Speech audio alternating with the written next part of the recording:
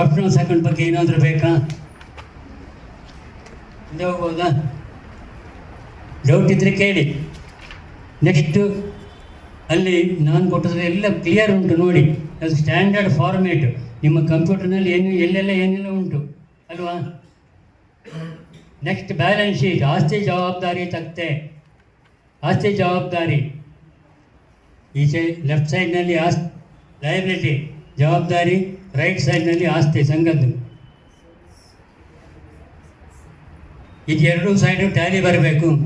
ನಿಮ್ಮ R&D Tally ಆಗ್ತಿದ್ರೆ balance sheet Tally ಬರುವುದಿಲ್ಲ, ಎಲ್ಲೋ ಮಿಸ್ಟೇಕ್ ಇದೆ ಅಂತ ಹೇಳ್ತದೆ. R&D ಟ್ಯಾಲಿ ಆದರೆ ಬ್ಯಾಲೆನ್ಸ್ ಶೀಟ್ ಟ್ಯಾಲಿ ಆದ ಹಾಗೆ. ಈ ಲಯಬಿಲಿಟಿ ಸೈಡಿಗೆ ಬ್ಯಾಲೆನ್ಸ್ ಮಾಡೋದು ಹೇಗೆ ಬ್ಯಾಲೆನ್ಸ್ ಹಾಕೋದು? ಓಪನಿಂಗ್ ಬ್ಯಾಲೆನ್ಸ್ ಉಂಟು, ಲಾಸ್ಟ್ ಇಯರ್ನ ಬ್ಯಾಲೆನ್ಸ್ ಶೀಟ್ ಉಂಟು. ಉದಾಹರಣೆಗೆ share capital A class balance ಶೀಟ್ನಲ್ಲಿ 20 ಲಕ್ಷ ಉಂಟು ಓಪನಿಂಗ್ ಬ್ಯಾಲೆನ್ಸ್. R&D ತಗೊಳ್ಳಿ, R&Dಲಿ ಜಮಾ ಸೈಡ್ ಉಂಟು, ಲೆಫ್ಟ್ ಸೈಡ್ 10 ಲಕ್ಷ ಬಂದಿದೆ, ಕೂಡಿಸಿ ಓಪನಿಂಗ್ ಬ್ಯಾಲೆನ್ಸ್ ಕೂಡಿಸಿ. ಪೇಮೆಂಟ್ ಸೈಡ್ನಲ್ಲಿ 5 ಲಕ್ಷ ಪೇಮೆಂಟ್ ಉಂಟು, ಕಲೀರಿ ಬ್ಯಾಲೆನ್ಸ್. ನಿಮ್ಮ ಲೆಜರ್ ಬ್ಯಾಲೆನ್ಸ್ಗೂ ಕೂಡ ಟ್ಯಾಲಿ ಬರಬೇಕದು. ಇದು ಲಯಬಿಲಿಟಿ ಸೈಡಿಗೆ ಬ್ಯಾಲೆನ್ಸ್ ಮಾಡುವಂಥ ಕ್ರಮ. ಹಾಗೆ ಅಸೆಟ್ಟಿಗೆ ಉಲ್ಟಾ ಆಗ್ತದೆ, ಪೇಮೆಂಟನ್ನು ಆ್ಯಡ್ ಮಾಡಬೇಕು, ರಿಸೀಟನ್ನು ಕಳಿಬೇಕು. ಹಾಗೆ ಲಯಬಿಲಿಟಿ ಸೈಡಿಗೆ ಪ್ರಾಫಿಟ್ ಬರ್ತದೆ. ನಮ್ಮ ಸೌಹಾರ್ದ ಸಿಸ್ಟಮ್ನಲ್ಲಿ ಡಿಪ್ರಿಸಿಯೇಷನನ್ನು ರಿಟರ್ನ್ ಡೌನ್ ವ್ಯಾಲ್ಯೂ ಮೇಲೆ ಹಾಕ್ತೇವೆ ನಾವು. 59 ಆ್ಯಕ್ಟ್ನಲ್ಲಿ ಆಗಿಲ್ಲ. ಈಚೆ ಫಂಡ್ ಡಿಪ್ರಿಸಿಯೇಷನ್ ಫಂಡ್ ಅಂತ ಕ್ರಿಯೇಟ್ ಆಗಿದೆ ಲಯಬಿಲಿಟಿ ಸೈಡು, ಆಚೆ ಎಸೆಟ್ ಸೈಡ್ನಲ್ಲಿ ಎಸೆಟ್ ಹಾಗೇ ಇರ್ತದೆ. ಇಲ್ಲಿ ಆಗಲ್ಲ. ನಮ್ಮ ಲಾಸ್ಟ್ ಇಯರ್ ಇದ್ದ ಬ್ಯಾಲೆನ್ಸ್ನಲ್ಲಿ ಡಿಪ್ರಿಸಿಯೇಷನ್ ಕಳೆದು ಎಸೆಟನ್ನು ಹಾಕಬೇಕು. ಒಂದು ದಿವಸ 0 ಆಗ್ತದೆ, ಎಸೆಟ್ಟು ಕ್ಯಾಪಿಟಲೈಸ್ ಆಗಿರ್ತದೆ. ಇದು ಬ್ಯಾಲೆನ್ಸ್ ಶೀಟು. ಬ್ಯಾಲೆನ್ಸ್ ಶೀಟಿನ ಬಗ್ಗೆ ಏನಾದರೂ ಡೌಟ್ ಇದ್ದರೆ ಕೇಳ್ಬೋದು. ಯಾರು ಮಾತಾಡೋದಿಲ್ಲ ಅಂತ ಹೇಳಿದರೆ ಎಲ್ಲರೂ ಪರಿಪೂರ್ಣರಾಗಿದ್ದೀರಿ ಅಂತ ಹೇಳ್ತೇನೆ ಅಲ್ವಾ. ಇನ್ನು ಎನ್ಕ್ಲೋಜರ್ಸ್, ಅನುಬಂಧಗಳನ್ನು ಕೊಡಬೇಕು. ನಾವು ಏನೇನು ಅನುಬಂಧಗಳನ್ನು ಕೊಡಬೇಕು ನಮಗೆ ಅಪ್ಲೈ ಆಗುವಂಥದ್ದು ನಾನು ಅಲ್ಲಿ ಕೊಟ್ಟಿದ್ದೇನೆ, ಉಂಟು ನಮ್ಮದ್ರಲ್ಲಿ. ನಮ್ಮದೆಲ್ಲ ಸ್ಟ್ಯಾಂಡರ್ಡ್ ಆಗಿ ಉಂಟು ಮತ್ತು ಭಾಳ ಸಿಂಪಲ್ ಆಗಿ ಉಂಟು. ನಮ್ಮ ಕಾಯ್ದೆ ಸೆಕ್ಷನ್ 32ನಲ್ಲಿ ಏನೇನನ್ನು ಇಟ್ಕೊಂಡಿರಬೇಕು CEO ಅಂತ ಒಂದು ಹೇಳ್ತದೆ ಅಲ್ವಾ. ಫಸ್ಟ್ ನಮ್ಮ ರಿಜಿಸ್ಟ್ರೇಷನ್ ಸರ್ಟಿಫಿಕೇಟ್, ಸಂಘ ರಿಜಿಸ್ಟರ್ ಮಾಡಿದಂಥ ರಿಜಿಸ್ಟರ್, ಜ್ಯುಡಿಷಿಯಲ್ ರಿಜಿಸ್ಟರ್ ಮಾಡಿರ್ತಾರೆ ಸಂಘವನ್ನು. ಕಾಯ್ದೆ ಕಾರ್ಯಕ್ಷೇತ್ರಕ್ಕೆ ಅನುಗುಣವಾಗಿ ಒಬ್ಬರು ರಿಜಿಸ್ಟ್ರಾರ್ ಇರ್ತಾರೆ. ಪಾಟ್ಲಪೆ ತಾಲೂಕಿಗೆ ಅಸಿಸ್ಟೆಂಟ್ ರಿಜಿಸ್ಟ್ರಾರ್, ಪಾಟ್ಲಪೆ ಡಿಸ್ಟ್ರಿಕ್ಟ್ ಆದರೆ DR, ಹಾಗೆ JR ರಿಜಿಸ್ಟ್ರಾರ್, ಹೀಗೆಲ್ಲ ಬರ್ತಾರೆ. ಯಾರು ರಿಜಿಸ್ಟರ್ ಮಾಡಿರ್ತಾರೆ ಆ ಸರ್ಟಿಫಿಕೇಟನ್ನು ಒಳ್ಳೆ ರೀತಿಯಲ್ಲಿ ಫ್ರೇಮ್ ಹಾಕಿ CEO ಕ್ಯಾಬಿನ್ನಲ್ಲಿ ಇಟ್ಟಿರಬೇಕು. ಕಾಯ್ದೆಯಲ್ಲಿ ಹೇಳ್ತದೆ, ನಾನು ಹೇಳುವಂಥದ್ದು ಕಾಯ್ದೆಯಲ್ಲಿ ಹೇಳ್ತದೆ ಇದು. ಆನಂತರ ಕಾಯ್ದೆ ಪುಸ್ತಕ 1997 ನಮ್ಮ ಕಾಯ್ದೆ, ಸೌಹಾರ್ದ ಕಾಯ್ದೆ, rule 2004 with up to date amended ಕಾಯ್ದೆ ಪುಸ್ತಕವನ್ನು CO ಟೇಬಲ್ನಲ್ಲಿ ಇರಬೇಕು, ಎದುರುಗಡೆ ಇರಬೇಕು. ಉಂಟಾ ಕಾಯ್ದೆ ಪುಸ್ತಕ ಉಂಟಾ? ಡೌಟ್ ಬಂದರೆ ಯಾರಿಗೋ ಫೋನ್ ಮಾಡಿ ಕೇಳೋದಲ್ಲ, ನೀವು ತಿಳ್ಕೊಂಡಿರಬೇಕು. ನಮ್ಮ ಸೌಹಾರ್ದ ಕಾಯ್ದೆ ಭಾಳ ಸಿಂಪಲ್ ಉಂಟು, ಸೆಕ್ಷನ್ಸು ಕೂಡ ಹೆಚ್ಚಿಲ್ಲ, ಭಾಳ ಸಿಂಪಲ್ ಉಂಟು. ಇದನ್ನೆಲ್ಲ ನೀವು ತಿಳ್ಕೊಂಡಿರಬೇಕು. ನಾಳೆ ಒಬ್ಬರು ಯಾರೋ ಬಂದು ಕೇಳ್ತಾರೆ ಜನರಲ್ ಬಾಡಿ ಯಾವಾಗ ಮಾಡಬೇಕು ಮೇಡಮ್ ಅಂತ, ಏನು ಹೇಳ್ತೀರಿ? ಕಾಯ್ದೆ ನೋಡಿ ಹೇಳೋದ್ರದ್ದೆಲ್ಲ ನಿಮ್ಗೆ ಭಯಪಟ್ಟಿರಬೇಕು. ಹಾಗೆ ಸಂಯುಕ್ತ ಸಹಕಾರಿಯ ಉಪವಿಧಿಯನ್ನು ಇಟ್ಕೊಳ್ಬೇಕಂತ ಹೇಳ್ತದೆ. ಅದು ನಮಗೇನು ಅಷ್ಟೊಂದು ಅವಶ್ಯಕತೆ ಇಲ್ಲ, ಇಟ್ಕೊಂಡ್ರೆ ತಪ್ಪಿಲ್ಲ. ಹಾಗೆ up to date amended bylaw ಉಪವಿಧಿಯನ್ನು ನಾವು ಇಟ್ಕೊಂಡಿರಬೇಕು. ಉಪವಿಧಿ ನಮಗೆ ಕಾಯ್ದೆ ಕಾನೂನಿನ ಚೌಕಟ್ಟಿನೊಳಗೆ ಮತ್ತು ನೈಸರ್ಗಿಕ ನ್ಯಾಯ ಸಹಕಾರ ತತ್ವಕ್ಕೆ ವಿರುದ್ಧವಾಗದಂತೆ ನಾವು ನಮಗೆ ಬೇಕಾದಾಗೆ ಆಗಾಗ ನಾವು ನಮ್ಮ ಬೈಲಾವನ್ನು ಉಪವಿಧಿಯನ್ನು ಚೇಂಜ್ ಮಾಡಿಕೊಳ್ಳಿಕ್ಕೆ ನಮ್ಮ ಜನರಲ್ ಬಾಡಿಗೆ ಅಧಿಕಾರ ಉಂಟು. ಅದು ಅಪ್ ಟು ಡೇಟ್ ಅಮೆಂಡೆಡ್ ಬೈಲಾವನ್ನು ನಿಮ್ಮ ಟೇಬಲ್ ಇಟ್ಕೊಂಡಿರಬೇಕು. ಹಾಗೆ ಇನ್ನು ಠೇವಣಾತಿಗೆ ಸಂಬಂಧಪಟ್ಟಂಥ ಒಳ ನಿಯಮ ಸಬ್ ರೂಲ್ಸ್, ಹಾಗೆ ಸಾಲಗಳಿಗೆ ಸಂಬಂಧಪಟ್ಟಂಥ ಸಬ್ ರೂಲ್ಸ್. ಯಾರಾದರೂ ಒಬ್ಬರು ಸದಸ್ಯ ಬಂದು ಕೇಳಿದರೆ ನೀವು ಎಲ್ಲಿಯೋ ಹುಡ್ತಾ ಇರೋದಲ್ಲ, ಅದು ನಿಮ್ಮ ಈಸಿಲಿ ಅಕ್ಸೆಸೇಬಲ್ ಆಗಿ ನಿಮ್ಮ ಟೇಬಲ್ನಲ್ಲಿ ಇರಬೇಕು. ಇನ್ನು ಬೇರೆ ಏನಾದರೂ ರೂಲ್ಸ್ ಇದ್ದರೆ, ಹಾಗೆ ಸಂಯುಕ್ತ ಸಹಕಾರಿಯಿಂದ ಕಾಲ ಕಾಲಕ್ಕೆ ನಮಗೆ ಸುತ್ತೋಲೆಗಳು ಬರ್ತವೆ, ಆದೇಶಗಳು ಬರ್ತವೆ, ಅದನ್ನು ನಾವು ಪಾಲಿಸಲೇಬೇಕು. ನಮಗೆ ಹೆಡ್ ಆಫೀಸು ಸಂಯುಕ್ತ ಸಹಕಾರಿ, ಹೆಡ್ ಆಫೀಸ್ ಮಾಡಿದಂಥ ಯಾವುದೇ ಸುತ್ತೋಲೆ ಪರಿಪತ್ರಗಳನ್ನು ಉಲ್ಲಂಘನೆ ಮಾಡಿದರೆ ಅದು ಉಲ್ಲಂಘನೆ ಆಗ್ತದೆ. ಅದಕ್ಕೆ ಕಾನೂನು ಕ್ರಮ ತೆಗೆದುಕೊಳ್ಳಿಕ್ಕೆ ಫೆಡರೇಷನ್ಗೆ ಅಧಿಕಾರ ಉಂಟು. ಇಂಥ ಇಂಪಾರ್ಟೆಂಟ್ ಡಾಕ್ಯುಮೆಂಟ್ಸನ್ನು CO ಈಸಿಲಿ ಅಕ್ಸೆಸೇಬಲ್ ಆಗುವಂತೆ ಇಟ್ಕೊಂಡಿರಬೇಕು. ಎಲ್ಲ ಇಟ್ಕೊಂಡಿದ್ದೇನೆ ಅಂತ ಹೇಳ್ತೇನೆ ನಾನು. ಕಾಯ್ದೆ ಪುಸ್ತಕ ಎಲ್ಲರಲ್ಲಿ ಉಂಟು.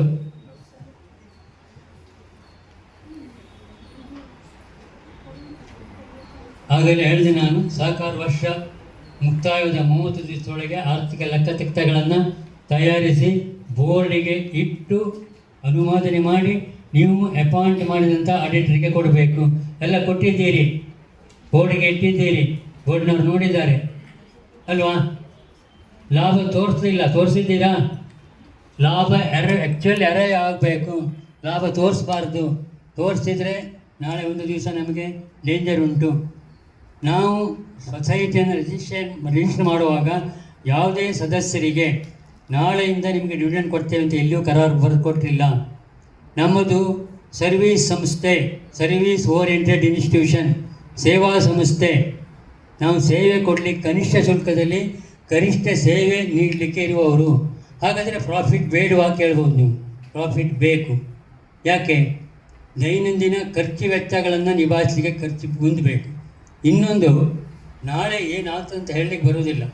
ಫ್ಯೂಚರ್ ಕಾಂಟಿಂಜೆಂಟನ್ನು ನಾವು ಮೀಟ್ ಮಾಡಲಿಕ್ಕೆ ಕೆಲವೊಂದು ಸೀಕ್ರೆಟ್ ರಿಸರ್ವ್ಸನ್ನು ಮೇಂಟೈನ್ ಮಾಡಲೇಬೇಕು, ಬಿಲ್ಡಪ್ ಮಾಡಲೇಬೇಕಾಗ್ತದೆ. ಅದಕ್ಕೆ ನಮಗೆ ಕನಿಷ್ಠ ಲಾಭ ಬೇಕು. ಲಾಭವೇ ನಮ್ಮದು ಮುಖ್ಯ ಉದ್ದೇಶ ಅಲ್ಲ. ಲಾಭ ತೋರಿಸಿ ಪೇಪರಿಗೆ ಹಾಕ್ಕೊಳ್ಳುವಂಥದ್ದು ಏನು ಪೇಪರಲ್ಲಿ ಬರ್ತದೆ, 5 ಕೋಟಿ ಡೆಪಾಸಿಟ್ ಉಂಟು, 25 ಲಕ್ಷ ಲಾಭ. ಹೇಗೆ ಬರೋದು? ಪ್ರಾಫಿಟ್ ಬ್ಯಾಲೆನ್ಸ್ ಶೀಟನ್ನು ನೋಡಿದ ಕೂಡಲೇ ಗೊತ್ತಾಗ್ತದೆ ಇಲ್ಲಿ ಇನ್ಫ್ಲೇಟ್ ಮಾಡಿದ್ದಾರೆ ಅಂತ. 1.5% 2% ಬಂದರೆ ಹೆಚ್ಚು. ಮೊನ್ನೆ ನೋಡಿದೆ ನಾನೊಂದು, 5 ಕೋಟಿ ಡೆಪಾಸಿಟ್ ಉಂಟು, 50 ಲಕ್ಷ ಲಾಭ. ಫೋನ್ ಮಾಡಿ ಕೇಳಿದೆ, ಎಂಥ ಸ್ವಾಮಿ ಇದೆ ಅಂತೇಳಿ ಹೇಳಿ. ಹಾಗೆ ಹೀಗೆ ಅಂತ ಹೇಳಿದ್ರು. ಅದು ಎಲ್ಲೂ ಇನ್ಫ್ಲೇಟ್ ಮಾಡಲಿಕ್ಕೆ ದಯವಿಟ್ಟು ಹೋಗಬೇಡಿ. ಹಾಗೆ ವರ್ಷದಲ್ಲಿ ಕನಿಷ್ಠ ವ್ಯವಹಾರ ಮಾಡಿದವರ ತತ್ತೆ. ನಾವು ನಮ್ಮ ಸ್ಟೇಟ್ಮೆಂಟ್ನಲ್ಲಿ ನೋಡಿರ್ಬೋದು ನೀವು. ಅಲ್ಲಿ ಒಂದು 5 ವರ್ಷದ ಒಂದು ಸ್ಟೇಟ್ಮೆಂಟ್ ಉಂಟು. ಅದರಲ್ಲಿ ಹಾ ಮತ್ತು ಹೂ ಅಂತ ಉಂಟು. ಇದೇನಪ್ಪ ಹಾ ಅಂತೇಳಿ ಅಂದರೆ ಸಾಮಾನ್ಯ ಸಭೆಗೆ ಹಾಜರಾಗಿದ್ದಾನೆ ಸದಸ್ಯ. ಹೂ ಅಂತ ಹೇಳಿದರೆ ಏನು? ಬಯಲದಲ್ಲಿ ಒಂದು ಮಿತಿ ಉಂಟು, ನಾವು ಮಿತಿ ಮಾಡ್ಕೊಂಡಿದ್ದೇವೆ, ಕನಿಷ್ಠ ವ್ಯವಹಾರ ಎಷ್ಟು ಮಾಡಬೇಕಂತೇಳಿ ಹೇಳಿ. ಅದು ಹೂ ಅಂತ ಹೇಳಿದರೆ ಉಂಟು ಅಂತೇಳಿ ಹೇಳಿ. ಇನ್ನು ಬಯಲದಲ್ಲಿ ಕನಿಷ್ಠ ಮಿನಿಮಮ್ ಟ್ರಾನ್ಸಾಕ್ಷನ್ ಎಷ್ಟನ್ನು ಫಿಕ್ಸ್ ಮಾಡಿಕೊಳ್ಬೇಕು. ನಮಗೆ ಇವರು ಮಾಸ್ಟ್ರು ನಮ್ಮ ಬೋರ್ಡಿಗೆ ಇಲೆಕ್ಟ್ ಆಗಿ ಬರಬಾರ್ದು. ಏನು ಮಾಡೋದು? ಅದಕ್ಕೆ ವರ್ಷಕ್ಕೆ 10 ಲಕ್ಷ ವ್ಯವಹಾರ ಮಾಡಬೇಕು. ಅವರು ಬಂದು ತಲೆ ಹರಟೆ, ಬೇಸರ ಮಾಡ್ಕೊಳ್ಬೇಡಿ, ದಯವಿಟ್ಟು ಬೇಸರ ಮಾಡಬೇಡಿ. ನಮ್ಮ ತಲೆಯಲ್ಲಿರೋದು ಇದು ಸಹಕಾರಿ ತತ್ವ ಏನು ಹೇಳ್ತದೆ, ಗ್ರಾಸ್ ರೂಟ್ ಲೆವೆಲಲ್ಲಿ ಇರುವಂಥವನನ್ನು ಅವನಿಗೆಲ್ಲ ಸೇವೆಯನ್ನು ಕೊಟ್ಟು, ಸೂಜಿಯಿಂದ ಆನಂದಕ್ಕೆ ಸೇವೆ ಕೊಟ್ಟು ಅವನನ್ನು ಮುಖ್ಯ ವಾಹಿನಿಗೆ ತರುವಂಥದ್ದು. ಹಾಗೆ ಶೇರ್ ಅಮೌಂಟ್ ಕೂಡ ಹಾಗೆ. ನಮಗೆ ಯಾರು ಲಿಮಿಟೆಡ್ ಮಾತ್ರ ಬಂದರೆ ಸಾಕು, ಬೇರೆಯವ್ರು ಬರೋದು ಬೇಡ. 5,000 ಶೇರ್ ಇಡುವ, ಅವನಿಗೆ ಕೂಲಿ ಮಾಡಿ ಬದುಕುವ. ಇಲ್ಲಿ 5,000 ಎಲ್ಲಿ ಕಟ್ತಾನೆ ಅವನು ಶೇರ್ ಕಟ್ಟಲಿಕ್ಕೆ? ನಾಳೆ ಅವನು ಕೋರ್ಟಿಗೆ ಹೋದರೆ ಅವನದು ಅಪೇಲ್ಟ್ ಆಗ್ತದೆ, ನಾವು ರೆಡ್ಯೂಸ್ ಮಾಡಬೇಕಾಗ್ತದೆ. ಇದು ಈ ಅಕೌಂಟ್ಸಿಗೆ ಸಂಬಂಧಪಟ್ಟ ವಿಚಾರ ಅಲ್ಲ, ನಾನು ಜನರಲ್ ಮಾತಾಡ್ತಾ ಇರುವಂಥದ್ದು. ಸಾಮಾನ್ಯ ಮನುಷ್ಯನ ಕೈಗೆ ಎಟುಕುವಂಥದ್ದಾಗಿರಬೇಕು. ಇದಕ್ಕೆ ನಾನು ಕೂಡ ಹೊರತಾಗಿರಲಿಲ್ಲ. ಸ್ಟಾರ್ಟ್ ಮಾಡುವಾಗ 500 ರೂಪಾಯಿ ಶೇರ್ ಇಟ್ಟಿದ್ದೇವೆ ನಾವು. ಕೊನೆಗೆ ಸದಸ್ಯೇತರರಿಂದ ಠೇವಣಿ ಸಂಗ್ರಹಣೆಗೆ ನಿರ್ಬಂಧ ಅಂತ ಕಾಯ್ದೆಯಲ್ಲಿ ಉಂಟು. ನಾನ್ ಮೆಂಬರಿಂದ ಠೇವಣಿ ತಗೊಳ್ಳಿಕ್ಕಿಲ್ಲ, ಎಲ್ಲ ಸದಸ್ಯರಿಂದ ತಗೊಳ್ಬೇಕು. ಸದಸ್ಯ ಅಂತೇಳಿ ಹೇಳಿದರೆ ಯಾರು? ವೋಟಿಂಗ್ ರೈಟ್ ಇರುವವನೇ ಸದಸ್ಯ. ಆದರೆ ನಮ್ಮ ಕಾಯ್ದೆಯಲ್ಲಿ ಸ್ವಲ್ಪ ದ್ವಂದ್ವ ಉಂಟು. ಕಾಯ್ದೆ ಸೆಕ್ಷನ್ 2 ಅಲ್ಲಿ ಹೇಳ್ತದೆ, ಸದಸ್ಯ ಅಂತೇಳಿ ಹೇಳಿದರೆ ರಿಜಿಸ್ಟ್ರೇಷನ್ನಿಗೆ ಪೂರ್ವ ಹಣ ಯಾರು ಕೊಟ್ಟಿರ್ತಾರೆ ಅವರು, ರಿಜಿಸ್ಟ್ರೇಷನ್ ಆದ ನಂತರ ಕಾಯ್ದೆ, ಕಾನೂನು, ನಿಯಮ, ಉಪವಿಧಿಗೆ ಅನುಗುಣವಾಗಿ ಯಾರು ಅಪ್ಲಿಕೇಶನ್ ಕೊಟ್ಟು ಬೋರ್ಡ್ ಸ್ಯಾಂಕ್ಷನ್ ಮಾಡಿರ್ತದೆ ಅವರು ಸದಸ್ಯ ಅಂತ ಹೇಳ್ತಾರೆ. ಇನ್ಕ್ಲೂಡಿಂಗ್ ನಾಮಿನಲ್ ಮೆಂಬರ್ ಅಂತ ಉಂಟು. ಇನ್ಕ್ಲೂಡಿಂಗ್ ನಾಮಿನಲ್ ಮೆಂಬರ್ ಕೂಡ ಸದಸ್ಯ ಅಂತ ಪ್ರಿಯಾಂಬಲ್ನಲ್ಲಿ ಹೇಳ್ತದೆ. ಆದರೆ ಇಲ್ಲಿ ಸಪ್ರೇಟ್ ಸೆಕ್ಷನ್ನಲ್ಲಿ ಸದಸ್ಯರಿಂದ ಠೇವಣಿ ನಿರ್ಬಂಧ ಇನ್ಕ್ಲೂಡಿಂಗ್ ನಾಮಿನಲ್ ಮೆಂಬರ್ ಕೂಡ ಬರುವುದಿಲ್ಲ ಅಂತ ಉಂಟು. ನಾಮಿನಲ್ ಮೆಂಬರು ಠೇವಣಿ ತಗೊಳ್ಳಿಕ್ಕೆ ಬರುವುದಿಲ್ಲ ಅಂತ ಉಂಟು. ವೋಟಿಂಗ್ ರೈಟ್ ಇರುವವರಿಂದ ತಗೊಳ್ಬೇಕಂತ ಹೇಳ್ತಾರೆ. ಆದರೆ ಇನ್ಕಮ್ ಟ್ಯಾಕ್ಸ್ನವ್ರು ಹೇಳ್ತಾರೆ, ನಾಮಿನಲ್ ಮೆಂಬರ್ ಕೂಡ ತಗೊಂಡ್ರೆ ನಾವು ನಿಮಗೆ ಇನ್ಕಮ್ ಟ್ಯಾಕ್ಸ್ ಚಾರ್ಜ್ ಮಾಡೋದಿಲ್ಲ ಅಂತ. ನಮಗೆ ಒಂದು ಟ್ಯಾಕ್ಸ್ ಕಟ್ಟಲಿಕ್ಕೆ ಬಂತು, ಅವಾಗ ನಾನು ಅಪೀಲ್ ಮಾಡಿದ್ರೆ ಒಪ್ಪಲಿಲ್ಲ, ನನಗೆ ಕೋರ್ಟಿಗೆ ಹೋದೆ. ನಾನು ಕೋರ್ಟ್ ನನ್ನ ಕಂಟೆನ್ಷನನ್ನು ಅಪೀಲ್ ಮಾಡ್ತೀನಿ. C class member is also member, ಅವನಿಗೆ ಟ್ಯಾಕ್ಸ್ ಅಪ್ಲಿಕೇಬಲ್ ಅಲ್ಲ ಅಂತ ಆಯಿತು. ಆದರೆ ಇಲ್ಲಿ ಆಗಲ್ಲ, ಎ ಕ್ಲಾಸ್ ವೋಟಿಂಗ್ ರೈಟ್ ಇರುವವರು ಮಾತ್ರ ಮೆಂಬರ್ ಅಂತ ಹೇಳ್ತದೆ. ನಾವು 500 ರೂಪಾಯಿ ಶೇರ್ ಇಟ್ಟಿದ್ದೇವೆ, ಒಬ್ಬ ಮನುಷ್ಯನಿಗೆ ಒಂದು 300 ರೂಪಾಯಿ ಠೇವಣಿಯನ್ನು ಮಾಡಬೇಕಂತ ಉಂಟು. ನಾವು ಸದಸ್ಯರಿಗೆ ಸೇವೆ ಕೊಡುವ, ಅವನಿಗೆ 300 ರೂಪಾಯಿ ಠೇವಣಿ ಇಡಬೇಕಾದ್ರೆ 500 ರೂಪಾಯಿ ಶೇರ್ ಕಟ್ಟಬೇಕು. ಎಲ್ಲಿ ಹೋಗೋದು ಅವ? ಇದಕ್ಕೆ ನಾವು ಚಿಂತನೆ ಮಾಡಿದೆ. ಕೊನೆಗೆ ಬೋರ್ಡ್ನಲ್ಲಿ ಹೇಳಿದೆ, ನಮ್ಮ ಶೇರ್ ಅಮೌಂಟನ್ನು ರೆಡ್ಯೂಸ್ ಮಾಡುವ, 100 ರೂಪಾಯಿಗೆ ರೆಡ್ಯೂಸ್ ಮಾಡುವ, ಅದು ಅಮೆಂಡ್ಮೆಂಟ್ ಮಾಡಿಕೊಳ್ಳುವ. ಎಲ್ಲ ಬೋರ್ಡ್ ಎಸ್ ಅಂತ ಹೇಳ್ತು, ಕೊನೆ ಅಮೆಂಡ್ಮೆಂಟ್ ಮಾಡಿತು. ಈಗ 100 ರೂಪಾಯಿ ಶೇರ್ ಜಾಸ್ತಿ ಮಾಡ್ಬೋದು, ಕಡಿಮೆ ಮಾಡಲಿಕ್ಕೂ ನಮ್ಮ ಸರ್ವ ಸದಸ್ಯರಿಗೆ ಅಧಿಕಾರ ಉಂಟು. ಅದರಿಂದ ನಾವು ಸಾಮಾನ್ಯ ಮನುಷ್ಯನನ್ನು ನಮ್ಮ ಕಲ್ಪನೆ ಇರಬೇಕು. ನಮಗೆ ಮೇಲಿದ್ದವ್ರನ್ನೆಲ್ಲ ಸಾಮಾನ್ಯ ನಮಗಿಂತ ಕೆಳಗಿರೋರು ಕಲ್ಪನೆಯನ್ನು ಇಟ್ಕೊಂಡು ನಾವು ವ್ಯವಹಾರ ಮಾಡಬೇಕಾಗ್ತದೆ, ಚಿಂತನೆ ಮಾಡಬೇಕಾಗ್ತದೆ. ಇದು ಮಿನಿಮಮ್ ವ್ಯವಹಾರ. ಆಗಲೇ ಹೇಳಿದೆ ನಾನು, ಒಬ್ಬ ಕೂಲಿ ಮಾಡುವವ ಅವನಿಗೆ ಮಿನಿಮಮ್ ವ್ಯವಹಾರ ಲಕ್ಷಗಟ್ಟಲೆ ಮಾಡಲಿಕ್ಕೆ ಸಾಧ್ಯತೆ ಉಂಟಾ? ಇಂಪಾಸಿಬಲ್. ಅದಕ್ಕೆ ನಾವು ಸ್ವಲ್ಪ ಚಿಂತನೆ ಮಾಡಿ ಮಿನಿಮಮ್ ವ್ಯವಹಾರ 5,000 10,000 ಇಟ್ಕೊಳ್ತೇವೆ. ನಾವು 10,000 ಇಟ್ಕೊಂಡಿದ್ದೇವೆ. ಈಗ 25,000ಕ್ಕಿಂತ ಕಡಿಮೆ ಯಾರೂ ಸಾಲ ಮಾಡೋದಿಲ್ಲ. ಮತ್ತು ಕೂಲಿ ಮಾಡುವವನು 10,000ಕ್ಕಿಂತ ಕಡಿಮೆ ಡೆಪಾಸಿಟ್ ಇಡೋದಿಲ್ಲ. SBI ಬಂದು ಡ್ರಾ ಮಾಡ್ತಾನೆ. 10,000 ಇಟ್ಕೊಂಡಿದ್ದೇವೆ. ಅದು ನಾವು ಪ್ರತಿ ವರ್ಷ ಇದು ಹಾಜರಿ ಜನರಲ್ ಬಾಡಿಗೆ ಹಾಜರಾಗಿದ್ದವ್ರು ನೋಡಲಿಕ್ಕೆ ಏನು ಕಷ್ಟ ಇಲ್ಲ.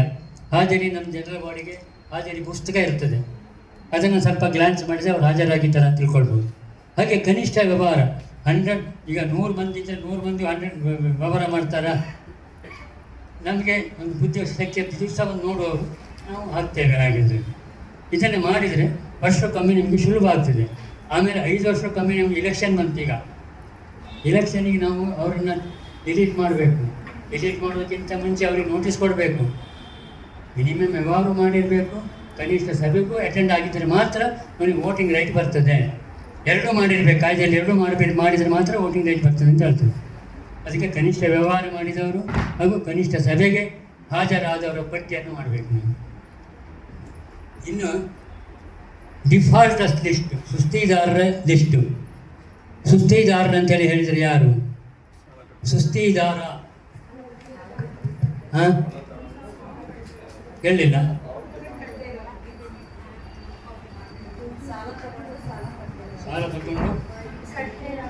ಸಾಲ ತಗೊಂಡು ಕಟ್ಟಿದೆ. ಯಾವಾಗ ಕಟ್ಟಿದೆ ಇದ್ದಾವ?